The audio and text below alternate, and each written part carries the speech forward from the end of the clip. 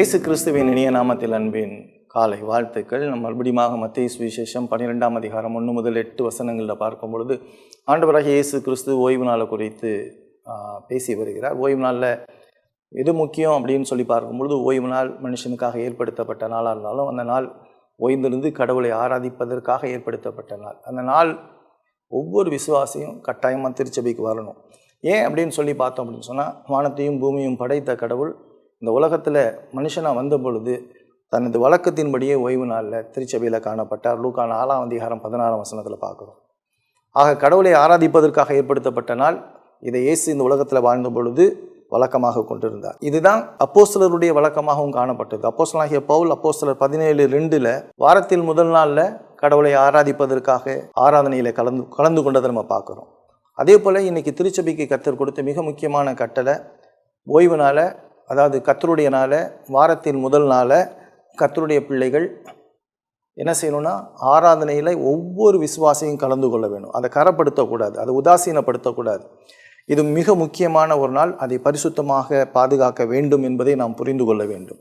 மேலும் நம்ம பார்க்கும் பொழுது கர்த்தரின் நாளை சரியாக நாம் அனுசரிக்கும் பொழுது கர்த்தருடைய ஆசீர்வாதத்தை பெற்றுக்கொள்கிறோம். ஏன்னா கர்த்தர் ஓய்வு நாளை ஆசீர்வதித்து இருக்கிறார். நம்ம ஆதியாகமத்தில் பார்க்குறோம்.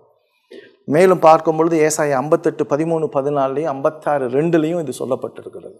ஆக கர்த்தருடைய நாள், வாரத்தின் முதல் நாள், தேவனுடைய ஆசீர்வாதத்தை பெறுவதற்கு நாம் தேவாலயத்துக்கு வர வேண்டும். அப்போ கர்த்தருடைய நாளை கரப்படுத்தும் பொழுது அது நம்மளுக்கு ஆசீர்வாதமற்ற நாளாக மாறிவிடுகிறது என்பதை பார்க்கிறோம். அது ஓய்வு நாளில் வாங்குவது விற்பது எல்லாம் தடை செய்யப்பட்டிருக்கு பழைய ஏற்பாட்டில்ங்கிறதையும் நம்ம பார்க்கிறோம். இந்த கர்த்தருடைய நாளில் என்ன செய்யலாம் அப்படின்னு சொன்னால், இரக்கத்தின் பணியை செய்ய அனுமதிக்கப்பட்டிருக்கிறோம். மத்தேயு 12:12, யோவான் 7:23, 9:14 பார்க்கும் பொழுது. ஆக ஒவ்வொரு விசுவாசியும் கர்த்தருடைய நாளை மகிமையாக எண்ணி படைத்தவரை ஆராதிப்பதற்காக அந்த நாளை உதாசீனப்படுத்தாமல் கர்த்தர் நமக்காக நம்மளுடைய ஆசீர்வாதங்களை வைத்திருக்கிறார் என்பதை புரிந்து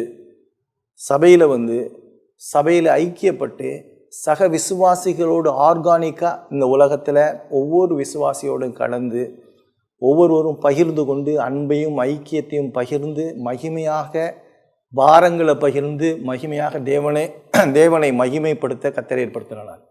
அதனால் உதாசீனமாக தயவு செஞ்சு யாரும் எண்ணாதீங்க.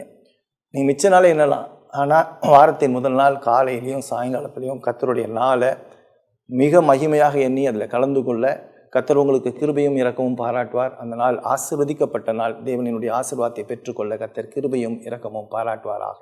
ஆமென்.